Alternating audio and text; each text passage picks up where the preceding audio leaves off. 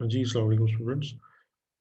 जी, हम data communication and computer networks के problems को देख रहे हैं और इसमें हम अभी ओवरऑल डिलेस के अंदर देख रहे हैं कि डिलेस कैसे कैलकुलेट करने हैं और probability of transmission of the users, ठीक है, उसको भी हम देखेंगे इस प्रॉब्लम में कि किस तरह वो कैलकुलेट की जाती है कि अगर आपके पास जो है वो नंबर ऑफ़ यूज़र्स हैं, आपके पास टोटल नंबर ऑफ़ यूज़र्स हैं और उसमें से एक्टिव यूज़र्स जो हैं वो कितने हैं, ठीक है, और कितने परसेंट ऑफ द टाइम वो लिंक को यूज़ कर रहे हैं, ठीक है।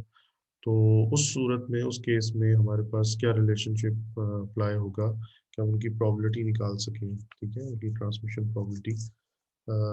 तो अब इसको देखते हैं वन बाय वन। इसको, ये प्रॉब्लम जो हमारे पास एट हैंड है, इसमें suppose users share 2 megabits per second link, ठीक है जी। लिंक का जो है रेट हमें दिया हुआ है। Also suppose each user transmits continuously at 1 megabits per second when transmitting, but each user transmits only 20% of the time, यानी 20% ऑफ द टाइम वो एक्टिव रहता है, राइट। सो अब पार्ट ए में ये है कि अगर हम when circuit switching is used, so how many users can be supported, right? तो सर्किट स्विचिंग में आपको पता है कि अगर हम इसको स्टार्ट करते हैं पार्ट ए को, उसका सोल्यूशन, राइट। तो सर्किट स्विचिंग में आपको पता है कि डेडिकेटेड लिंक होता है, रिजर्व हो जाता है, ठीक है, link for that particular user.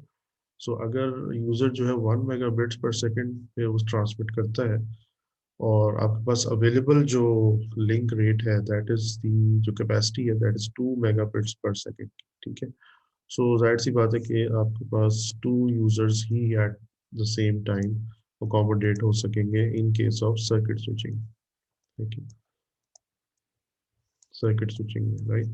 Packet switching में तो डेफिनेटली हम जो है वो ज़्यादा यूजर्स भी अकोमोडेट कर सकते हैं, लेकिन at the cost of queuing delay, right. So अब देखते हैं कि रिमाइंडर ऑफ द प्रॉब्लम जो है इसके अंदर पैकेट स्विचिंग को ही हम सपोज कर रहे हैं और इसमें हम देखते हैं कि जी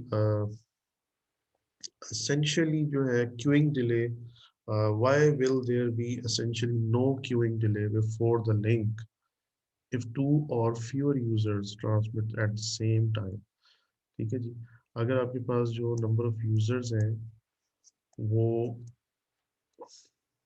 लेस देन इक्वल्स टू 2 है इन केस ऑफ पैकेट स्विचिंग, ठीक है। सो क्यूइंग डिले क्यों नहीं आएगा, बिकॉज अभी जैसे मैंने डिस्कस किया कि बिकॉज कि क्यू जो है वो डेवलप उस वक्त होती है कि जब आप लिंक की कैपेसिटी को एक्सीड करते हैं, ठीक है।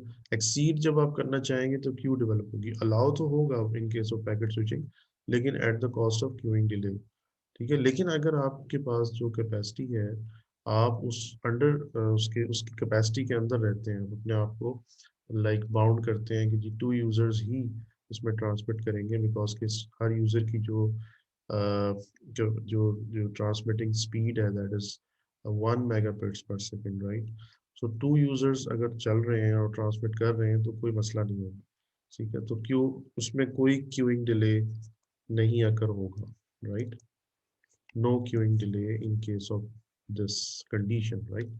अब सी पार्ट में देखते हैं, या इसी के अंदर जो फर्दर आगे पार्ट है कि will there be a queuing delay if 3 users transmit at the same time, ठीक है। तो यस, उसमें होगा क्यूइंग डिले, ठीक है। यस नो में उन्होंने हमसे मांगा है आंसर, तो यस होगा, जरूर होगा, बिकॉज कि जब थर्ड यूजर आएगा और वो भी 1 मेगाबिट्स पर सेकेंड में ट्रांसमिट करना चाहेगा और टू यूजर्स पहले से कर रहे होंगे ट्रांसमिट, तो ऑब्वियसली जो है वो थर्ड यूजर को, या जो भी बेसिकली आप कह लें कि दो यूजर्स पहले से कर रहे हैं या एक साथ करना चाहते हैं, ठीक है, तो उसमें डेफिनेटली जो है वो क्यूइंग डिले आएगा, ठीक है जी।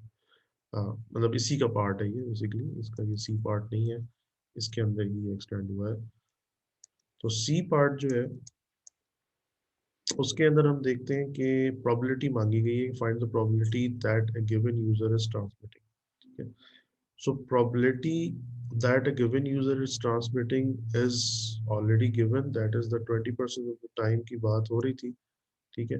तो ये जो 20% ऑफ द टाइम है जिसमें वो यूजर एक्टिव रहता है, तो यही उसकी प्रोबेबिलिटी है basically, that is the fraction of the time.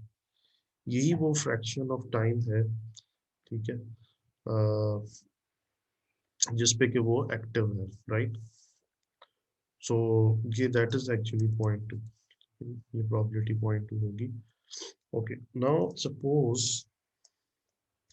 there are three users. Find the probability that at any given time, all three users are transmitting simultaneously. Find the fraction of the time during which the queue grows. इसको हम बाद में देखते हैं fraction of time को। पहले basically इसको देखते हैं कि suppose कर रहे हैं कि three users जो है वो transmit कर रहे हैं, ठीक है ना, simultaneously, ठीक है। अब हमें probability निकालनी है that at any given time इस चीज की क्या probability है कि all three users are transmitting simultaneously, ठीक है। तो लाइक जिस तरह से हम फॉर एग्जांपल कॉइन्स की एग्जांपल लेते हैं अगर प्रोबेबिलिटी में, तो उसमें हम ये करते हैं कि जी थ्री कॉइन्स हैं और थ्री कॉइन्स जो हैं वो टॉस हो रहे हैं, तो what is the probability that all is getting head, ठीक है।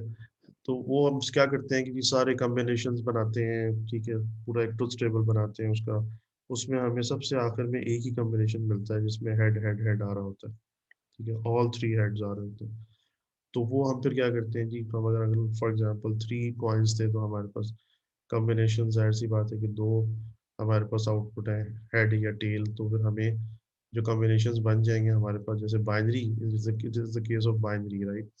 तो जो हम ट्रुथ टेबल बनाएंगे वो हमें 8 कॉम्बिनेशन उसमें मिलेंगे, तो 1/8 करके हम उसको कैलकुलेट कर लेंगे, बिकॉज के टोटल जो हमारे पास सिनेरियोज बन सकते थे वो 8 थे, तो उसमें से एक ऐसा था जिसमें सारे हेड आ रहे थे, ठीक है। तो ये तो हम इस तरह से कर लेंगे, but it is not that simple कि हम इसमें वो अप्रोच हम अप्लाई कर सकें, ठीक है।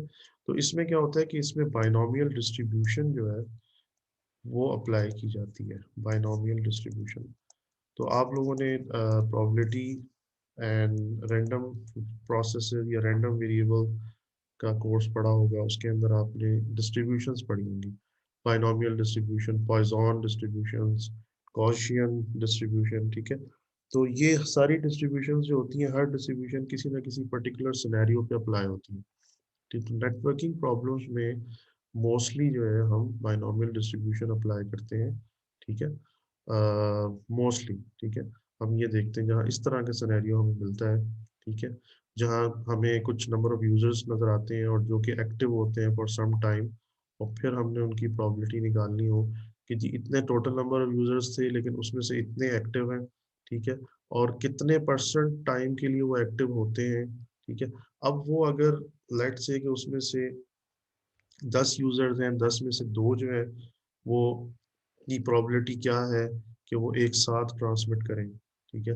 तो वो फिर हमें कोई रिलेशनशिप उसमें जो सोचना पड़ेगा वो ये हमें हमारे पास अवेलेबल है कि that is the binomial distribution. Binomial distribution जो है, ठीक है, इसको हम अप्लाई करते हैं, तो अगर हम कहते हैं कि हमारे पास n is equals to total number of users, ठीक है, तो और हमारे पास k जो है वो यूजर है जो कि एक्टिव यूजर्स हैं एट ए टाइम, जो कि एक्टिव होते हैं, राइट। और हम उसमें अब जब फॉर एग्जांपल की प्रोबेबिलिटी निकालते हैं, तो probability x equals to k हम निकालते हैं, लाइक के जी जो k यूजर्स हैं वो एक्टिव हो रहे हैं। अब इस केस में हमारे पास तीन ही यूजर हैं और तीनों ही हम निकालना चाहते हैं प्रोबेबिलिटी के वो तीनों एट ए टाइम ट्रांसमिट कर रहे हैं, ठीक है, कीपिंग इन माइंड दैट कि वो एक्टिव हैं ओनली, यानी जो ट्रांसमिट करते हैं या लिंक को वो यूज करते हैं, ठीक है, वो 20% ऑफ द टाइम यूज करते हैं लिंक को, ठीक है। तो ये हमारे पास उसकी प्रोबेबिलिटी जो है p basically for every user, ठीक है, वो हमारे पास मौजूद है फॉर फॉर ईच यूजर, ठीक है। ईच यूजर की जो प्रोबेबिलिटी है, ठीक है, वो हमारे पास पहले से गिवन है, दैट इज 0.2, राइट। सो हम जो फॉर्मूला अप्लाई करेंगे दैट इज n k, ठीक है, ये इसका हम बाइनोमियल निकालेंगे, and that is and multiply by p raised to the power ठीक है, raise to the power k, ठीक है, ये हमारे पास k है, into 1 minus p raise to the power n minus k। ठीक है जी। तो इस तरीके से हम ये प्रोबेबिलिटी निकाल लेंगे। ठीक है, सो अब अगर हम ये निकालना चाहते हैं, for example, so that is n हमारे पास 3 है। ठीक है, और 3 यूज़र है जो कि साइमल्टेनियसली ट्रांसमिट करना चाहते हैं। 0.2 हमें गिवन है फॉर ईच यूज़र प्रोबेबिलिटी। ठीक है, that is the user using the link. ठीक है, एट दिस पर्टिकुलर टाइम के 20% ऑफ द टाइम के लिए वो लिंक को यूज़ करता है। ठीक है, यानी जब भी वो एक्टिव होगा वो इस टाइम के लिए, परसेंट ऑफ टाइम के लिए लिंक को यूज़ करेगा, right. So that is the power 3 आ जाएगा। 1 minus 0.2 into raise to the power 3 minus 3। ठीक है जी। सो this is actually 3 factorial over 3 minus 3 factorial into 3 factorial multiplied by 0.2 raised to the power 3 into 0.8 raised to the power 0, right। तो ये तो 1 हो जाएगा और ये भी आपका बेसिकली कैंसल आउट हो जाएगा, ये 0 फैक्टोरियल 1 होता है। ठीक है, सो बचेगा आपके पास क्या, 0.2 raise to the power 3 which is equals to 0.008, right. तो ये 0.008 आपको जो है यहाँ से वो मिल रहा है।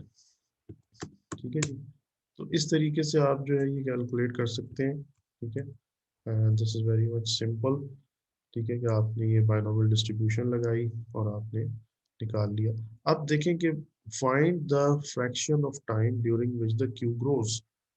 ठीक है, अब क्यू जो ग्रो करेगी वो किस फ्रैक्शन ऑफ टाइम पे ग्रो करेगी। अब फ्रैक्शन ऑफ टाइम मांगा जा रहा है, ये नहीं सेकंड्स में टाइम नहीं मांगा जा रहा, वो फ्रैक्शन क्या होगा टाइम का जिस पे क्यू ग्रो करेगी, राइट। तो वो क्यू जो ग्रो करेगी वो उसी वक्त ग्रो करेगी कि जब ये वाला फ्रैक्शन, ये प्रोबेबिलिटी आएगी जब तीनों के तीनों user eight the same time transmit करना शुरू करेंगे। ठीक है, तो यही जो फ्रैक्शन आएगा टाइम का, this is the actually the probability, जो कि फ्रैक्शन ही होता है।